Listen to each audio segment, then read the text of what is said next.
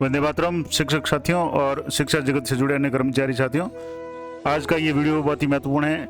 जैसा कि आप अक्सर देखते हैं कि कई बार एसीपी से संबंधित या अन्य जो भी स्थायीकरण या विदेश यात्रा संबंधित या परीक्षा की अनुज्ञा संबंधित अनुमति के लिए जो भी प्रकरण भेजे जाते हैं वो कई बार डिले हो जाते हैं, और जो पहले भेजे हुए प्रकरण डिले हो जाते हैं, जबकि बाद में भेजे हुए प्रकरण है वो पास हो जाते हैं या उनका निस्तारण हो जाता है। इस सभी जो भी समस्या है इससे संबंधित समाधान के लिए माध्यमिक शिक्षा निदेशक महोदय की तरफ से एक महत्वपूर्ण प्रोसेस यह जारी किया गया है, और जिसको नाम दिया गया फर्स्ट इन फर्स्ट आउट।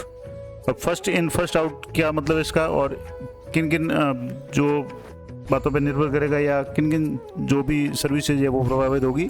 तो जैसे कि सामान्य रूप से देखा जाए तो फर्स्ट इन का मतलब हो गया जो पहले अंदर आएगा, फर्स्ट आउट वो पहले बाहर जाएगा। यानी किसी भी कार्यालय में जो भी आदेश पहले जो भी आदेश के लिए अप्लाई करेगा उसका निस्तारण पहले होगा। अब जैसे मान लो एससीपी के प्रकरण में देखा जाए तो जो व्यक्ति या जो कार्मिक एसपी का प्रकरण पहले भेजेगा उसका निस्तारण है जो भी होगा, उस पर ऑब्जेक्शन होगा या उसका निस्तारण वगैरह जो भी होगा वो पहले होगा, बाद में भेजे जाने वाले का निस्तारण बाद में होगा।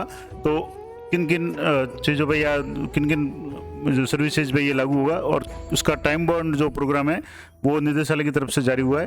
तो पूरी डिटेल्स इस वीडियो में देखेंगे। इसका जो विषय है वो आप देख पा रहे हैं, साला दर्पण में संचालित डिपार्टमेंटल सर्विसेज मॉड्यूल, जिसमें एसीपी स्थायीकरण, विदेश यात्रा अनुमति और परीक्षा अनुज्ञा के संबंध में नवीन दिशा निर्देश। अब ये आदेश माध्यमिक शिक्षा निदेशालय बीकानेर की तरफ से जारी किया गया। अब इसमें लिखा हुआ है कि उपयुक्त विषयांतर्गत लेख है कि एसीपी स्थायीकरण, विदेश यात्रा अनुमति और परीक्षा अनुज्ञा हेतु साला दर्पण पर संचालित डिपार्टमेंटल सर्विसेज मॉड्यूल में प्राप्त सुझावों के आधार पर निम्नांकित संशोधन किए गए हैं। सामान्य रूप से तो कई बार देखा गया कि जो लोग अप्लाई करते हैं, जैसे एसीबी के लिए अप्लाई करना है तो कई बार जो पेंडिंग प्रकरण है वो पड़े रहते हैं, और बाद में जो भी कोई अप्लाई करता है तो उसका प्रकरण है वो निस्तारित हो जाता है। तो इस समस्या के समाधान के लिए क्या किया गया है, तो साला दर्पण पोर्टल पर संचालित डिपार्टमेंटल सर्विसेज मॉड्यूल, जिसमें स्टाफ लॉगिन से एसीबी वगैरह के लिए जो अप्लाई करते हैं उसमें एसीबी स्थायीकरण, विदेश यात्रा अनुमति और परीक्षा अनुज्ञा हेतु मॉड्यूल में अब समस्त प्रकरण फर्स्ट इन फर्स्ट आउट के आधार पर निस्तारित किए जाने की व्यवस्था प्रारंभ कर दी गई है। फर्स्ट इन फर्स्ट आउट का सीधा सा मतलब होगा कि जो पहले आएगा उसका निस्तारण पहले होगा, जो बाद में आएगा उसका निस्तारण बाद में होगा।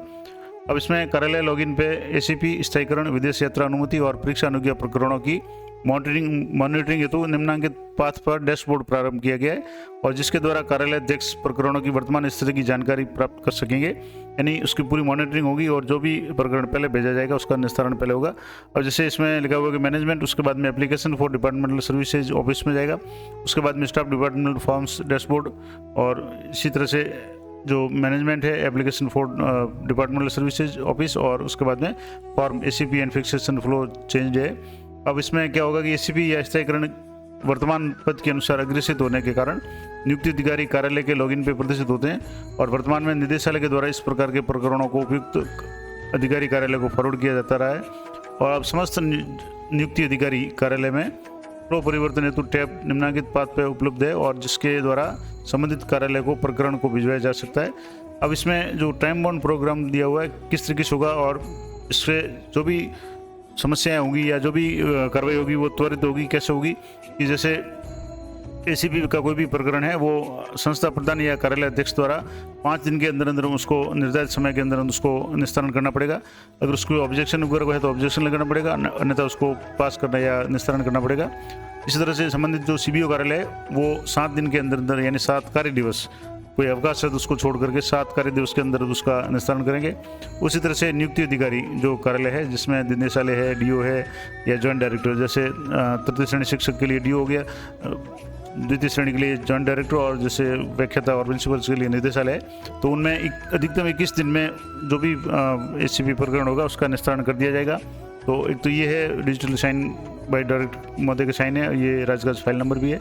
इसके अलावा अन्य जो प्रकरण है जिसमें एसीपी के अलावा स्थायीकरण है, विदेश यात्रा अनुमति है और परीक्षा अनुज्ञा, यानी परीक्षा में शामिल होने के लिए कई बार जो एप्लीकेशन वगैरह या अनुमति के लिए प्रकरण भेजे जाते हैं, उसका निम्नानुसार जो समयावधि है वो किस तरीके से रहेगी। तो इसमें भी संस्था प्रधान या कार्यालय अध्यक्ष लेवल पे 5 कार्य दिवस के अंदर अंदर उसका निस्तारण होगा। संबंधित सीबीओ कार्यालय द्वारा इसका निस्तारण 7 कार्य दिवस के अंदर होगा, और नियुक्ति अधिकारी कार्यालय या निदेशालय जेडी या डीओ के द्वारा 10 कार्य दिवस के अंदर उस प्रकरण को निपटाना पड़ेगा। यानी स्थायीकरण, विदेश यात्रा अनुमति जो भी प्रकरण है वो बहुत ही कम समय में यानी तुरंत ही इसका निस्तारण हो जाएगा।